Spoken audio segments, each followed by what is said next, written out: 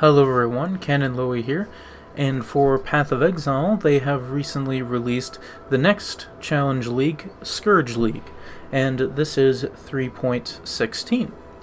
So for this league, when you're killing monsters through zones, you can now fill up a meter.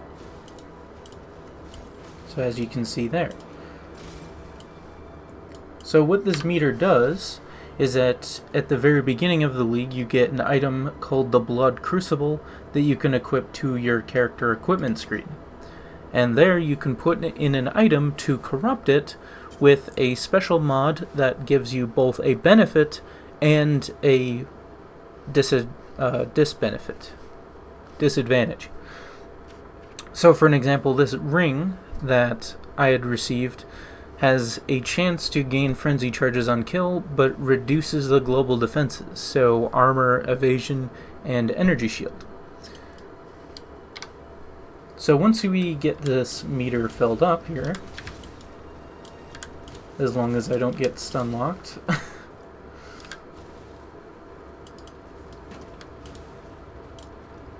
that was almost pretty embarrassing, but those angry koalas take no prisoners.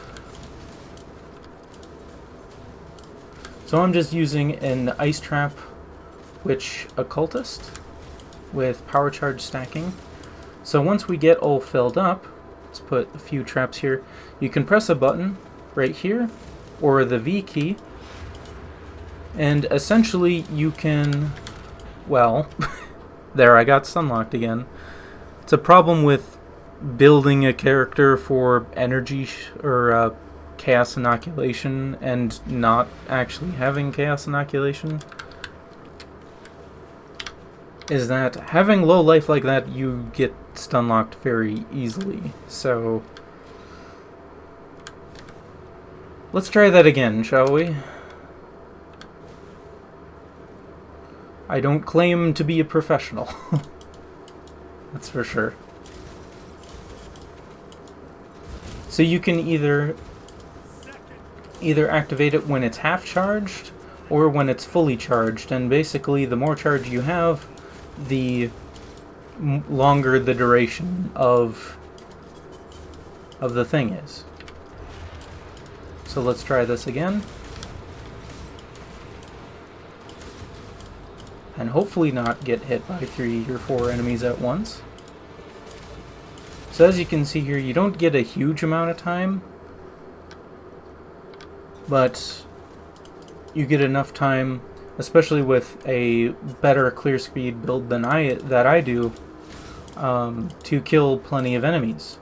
And the more enemies that you kill, the more the Blood Crucible fills up, and that allows you to corrupt the item in it.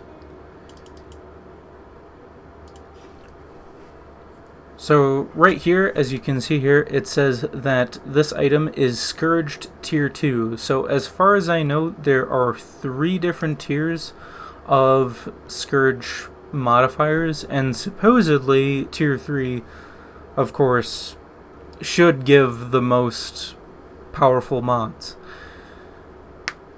So the whole idea is to hopefully get a mod that is either really necessary for you, so either, like, let's just say you're getting charge generation when you have no other source of charge generation for stuff like frenzy charges for just more damage. That would probably be worth sacrificing the global defenses if you have good enough defenses.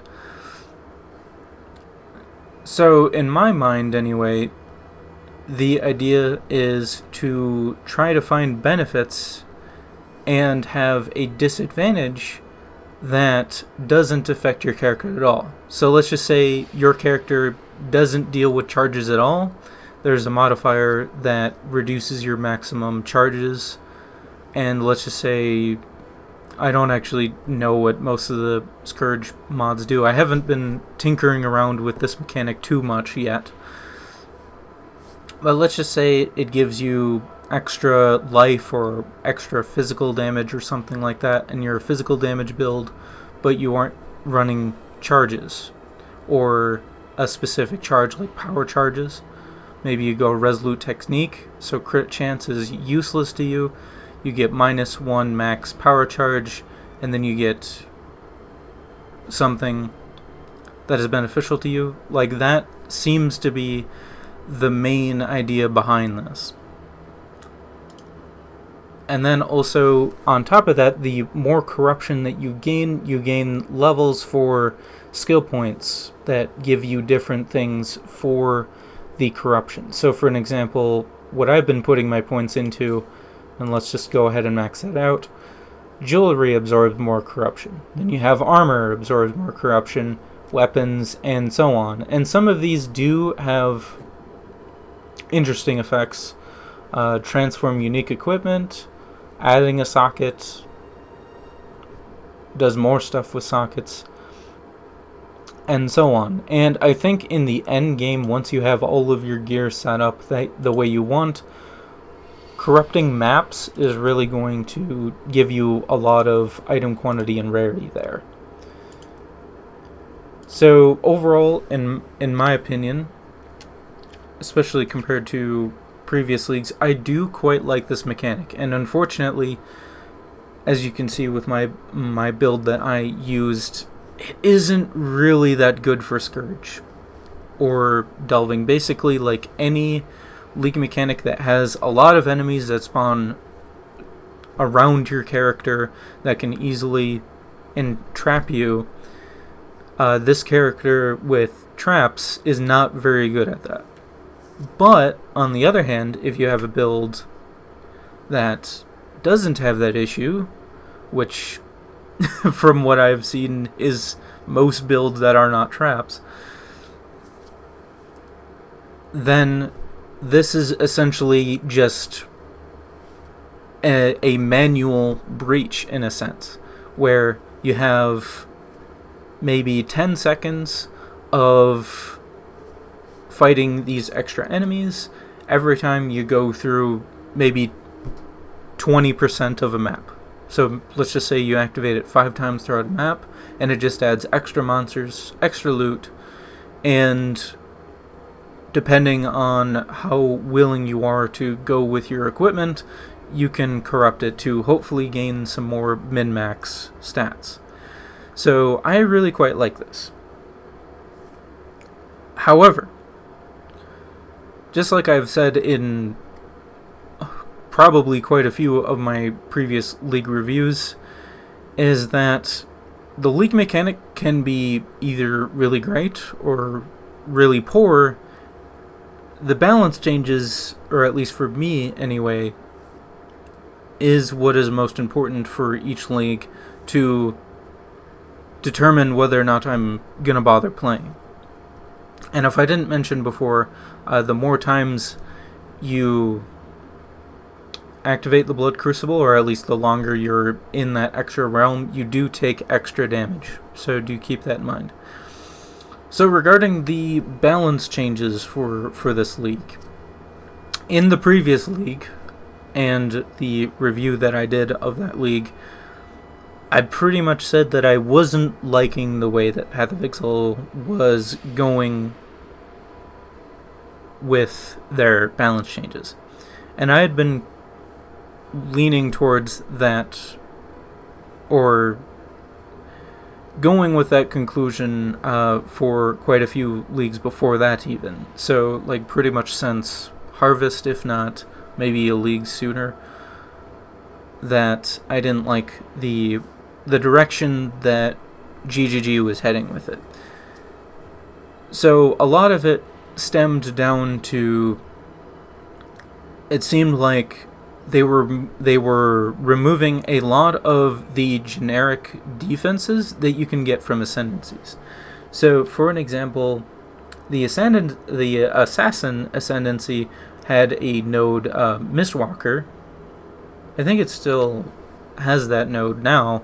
I think had like 8% reduced damage while you're elusive or something like that.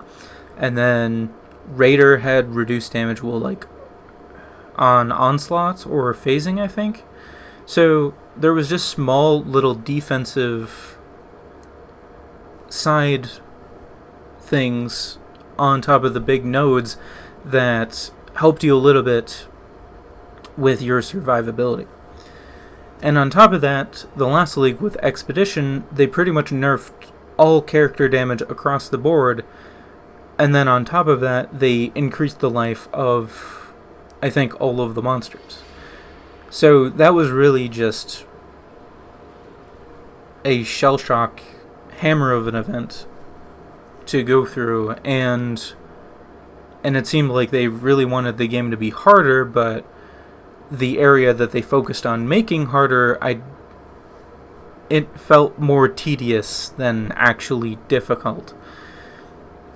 So with this league, what they did is a lot of quality of life changes that, quite frankly, I was not expecting them to ever do. So the first major change that they did was that they reworked a bit of the skill tree. So, if you haven't already done Path of Exile Scourge, you probably notice all of these masteries around. That if you have a notable within these clusters, you can spend an extra skill point to gain one of these benefits. So, for an example, with the Reservation Mastery, you can choose increased damage for each of your auras affecting you, increase mana reservation efficiency, and so on. And they have different masteries for pretty much all the different types. So you have like Staff Mastery, Dual Wielding Mastery, Elemental Mastery, Fire Mastery, and so on.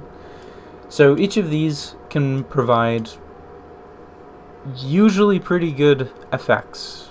I mean, for one skill point, gaining 3% of your mana as extra energy shield, that's a nice bump.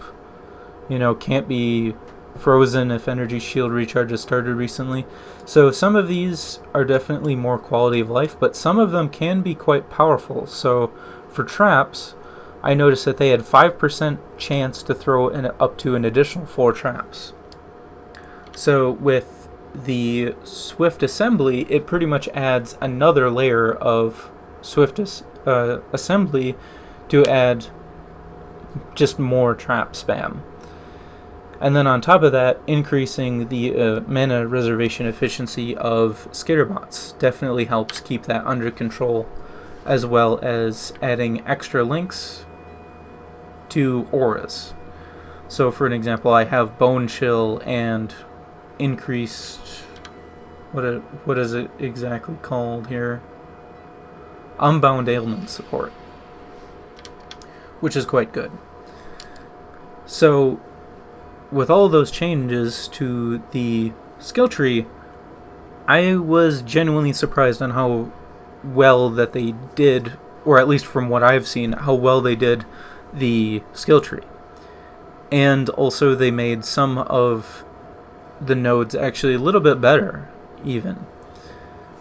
So overall, that was a big plus. The second quality of life thing that they did was that they made it so that stacks of currency,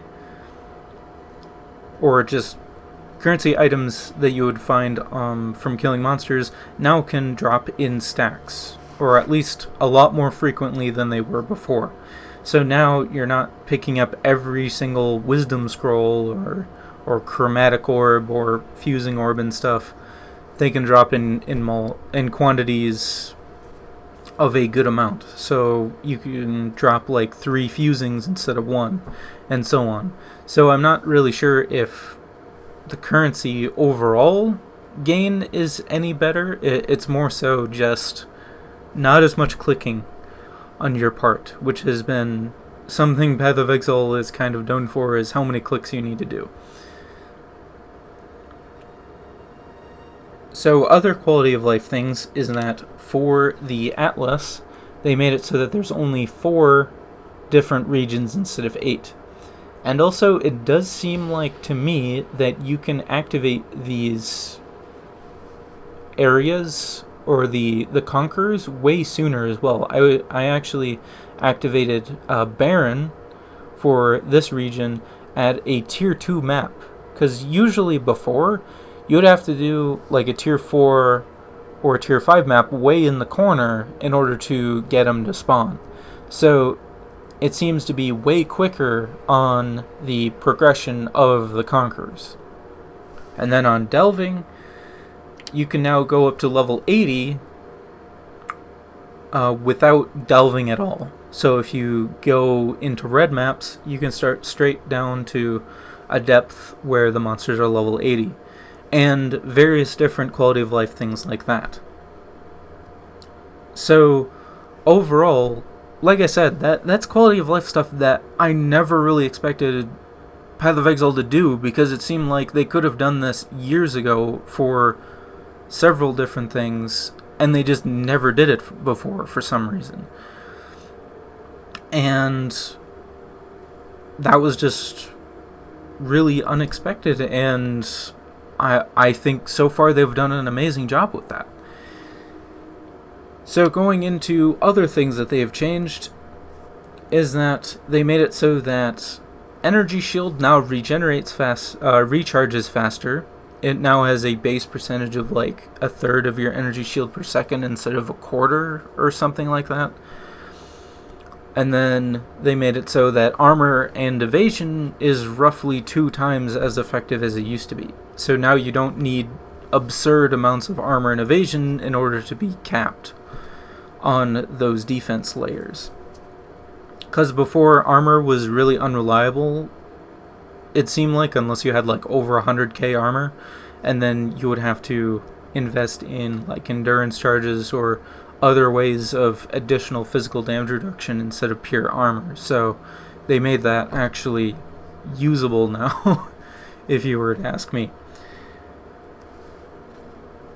So that is pretty interesting as well. So it seemed like last league they pretty much had the nerf hammer or power creep hammer, however you want to look at it, hammer down on the player damage and to some extent the player speed, and it just seemed like, oh, well, they're heading towards a direction where you have to put everything into damage in order to deal damage because of how much they nerfed it if they kept going in that direction.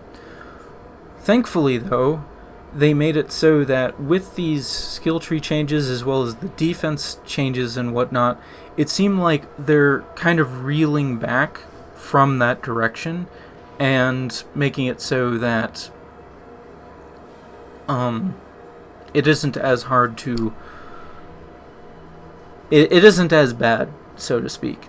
And throughout leveling, I was kind of surprised on how good Freezing Pulse was. I didn't really have any problems with damage at all, so that was very shocking to me. And I didn't think that they really buffed damage too much on gems, so that was interesting. And another thing I noticed was that it seems like bosses in the first few acts had lower elemental resistance. It was easier to use exposure to completely remove their resistances, which made those bosses not as irritating. So, with all of that, for the most part, that has been a very positive change. Like, all of these stuff that I've talked about so far have been overwhelmingly positive in my mind. Now, going into the questionable / stuff I don't like, was that they completely reworked mana reservation. So, as you saw before, they added a mechanic of increasing mana reservation efficiency. Basically, before, they made it so how Path of Exile used to work is that they had reduced mana reservation of auras or of skills.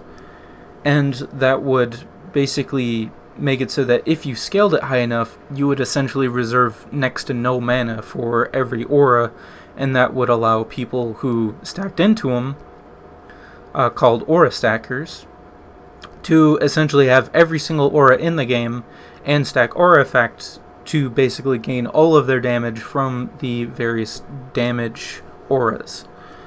And they changed it so that for mana reservation efficiency, they made it so that it has significant diminishing returns after a certain point, so you can no longer have... Well, it is very difficult to have those characters that have every single aura. So, in the previous leagues, I was having the most fun when I was playing with an Aura bot support with my friend Warmonger. And the reason being is because for me, it is, even when I create a character that has a decent amount of defensive layers, it seemed like in the higher tiers, you would get map mods and whatnot, and different combinations that it would make it very difficult to not die in the higher levels. And that was increasingly frustrating because of the less amount of experience you would get, as well as the 10% XP loss. So for me, having that Aurabot support essentially made the game actually fun for me again. But with these changes, they essentially made it so that creating an all-purpose Aurabot support is pretty much impossible now, unless you have ridiculous items that scale mana reservation efficiency by a lot more than you would have needed before. And then on top of that, they made it so that for curse bots or curse cluster jewels, they made it so that it is pretty much impossible to have a general purpose curse bot before. So previously, when I made my review, I was going to make a support curse bot because I was kind of in that realm of I didn't want to make a DPS character at the time, and I wanted to make these supports to support Warmonger or whomever. And so with these changes, they pretty much, for the most part, killed Aura bots as well as curse bots, unless you have even more stuff stacking into the stuff than before. So overall, I really didn't like that change. And of course, me going into those and actually having a lot of fun with those, and the amount of currency that you'd need to even get started in those builds it just seemed really unnecessary. But a lot of people did not like Aura stackers, especially the Aura stackers that had mirrors levels of equipment that could essentially do anything in the game without any fear of dying and having huge amounts of DPS. So I mean, I sort of get it, but that was kind of more of, in my mind, kind of like the headhunter self-curse of that is an endgame goal that you work towards. Whereas, hey, you have a good build here, and you save up all of your currency if you don't want to min-max your specific build anymore to work towards that build, to essentially work towards that ultimate build. And so it's just very interesting to me that it seems like they have been really trying to kill like the sought after meta builds the last few leagues. So now it's just kind of like, oh, focus on your build as best you can and not worry about like these chase builds unless you find other new meta builds like reverse chill, I suppose, is probably one of the higher end ones. But overall, like the, I guess, more obvious chase meta builds are not really there anymore. So that is very interesting. And then another questionable change that they did was that for armor values, they now they made it so that they can spawn with increased armor and energy shield essentially. And they span, for energy shield bases, it's 20%, and then armor and evasion stuff, it's only 10%. And I really have to question, whose idea was that? Because we have enough RNG with rolling mods on items and whatnot. Why did they add yet another layer of RNG for armor? It's just bizarre to me. And then for the flask stuff, they really significantly reduced the effectiveness of flasks last league, and it seemed like they buffed them a little bit, possibly especially in the duration department. Like Quicksilver flasks last 6 seconds instead of like 4, which is pretty nice. But the thing is that they added more mods, which is fine. But the problem is they now added multiple tiers of those mods. And in my mind, Flasks was one of those things where you could roll them early on and then just be set, unless you wanted a specific unique flask. So having multiple tiers of this and worrying about item levels for Flask was... I mean, it kind of makes sense from a progression standpoint, but at the same time, just like the armor things, it's just one of those things where it's yet another thing that I need to worry about more so later on. So with these different things, and another example I just thought of was the link skills. So the link skills are pretty much pure support skills, except they made it so that when the player that you are playing with dies, you also die. So it just seems like, for me, they have done so many good things with this league for quality of life, as well as giving the players back a little bit of what they lost in the previous league without giving it all back, of course. So giving it a little bit.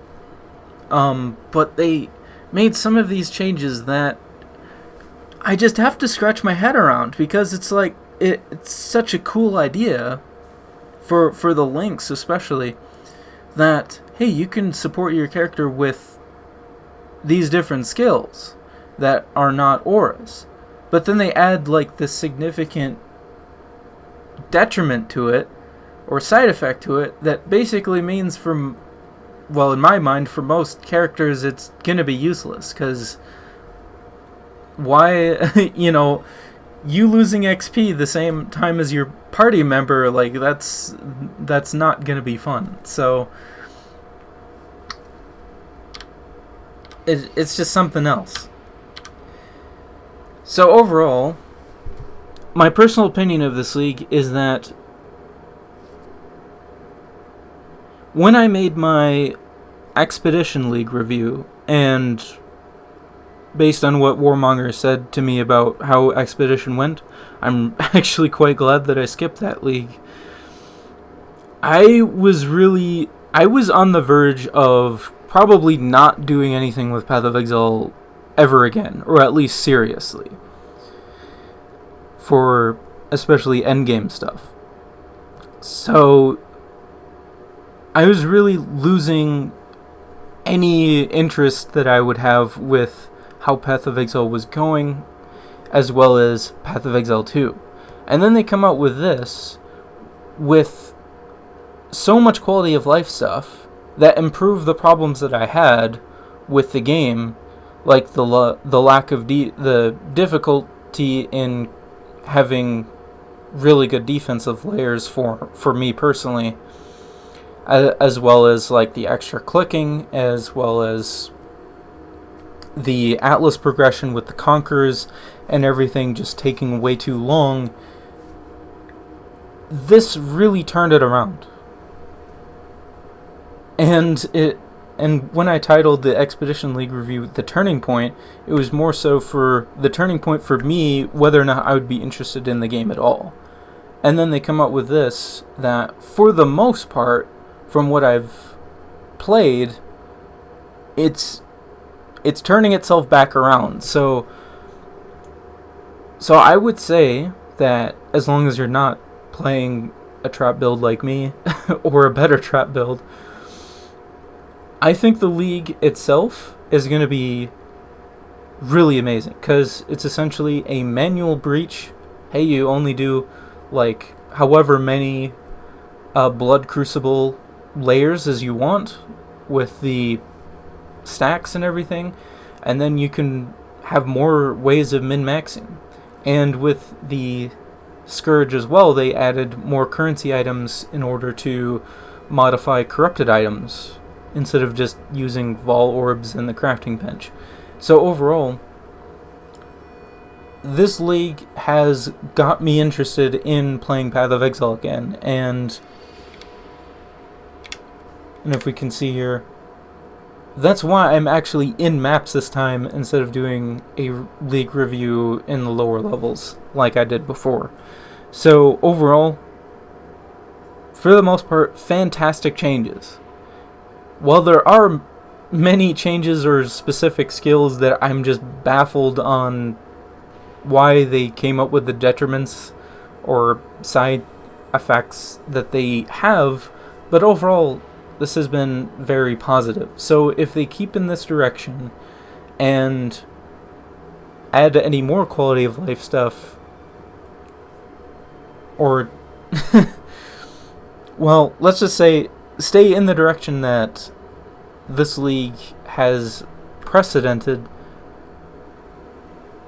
there is a good possibility that I would definitely be interested in playing more Path of Exile in the future. And this has reinvigorated the hype that I had for Path of Exile 2, because after Expedition, most of that was gone. But now that they're finally addressing problems with the game that they probably should have addressed years ago, but it's finally getting addressed, this definitely, if you haven't already, I think at least try the league out and see what you think of the changes that they made with the skill tree and the progression, and see if you like it. So if you've been taking a few leagues off, for me as a casual player, that's yeah, definitely give it a try if you haven't already, and see what you think. And hopefully they do some more positive stuff next league. So with that, I know this one's probably a little bit of a longer one, but there was a lot of stuff that I wanted to work through when talking about the balance changes. With that, thank you very much for watching. I hope you're enjoying the league and had a good league start if you were on league start day, and have a wonderful day.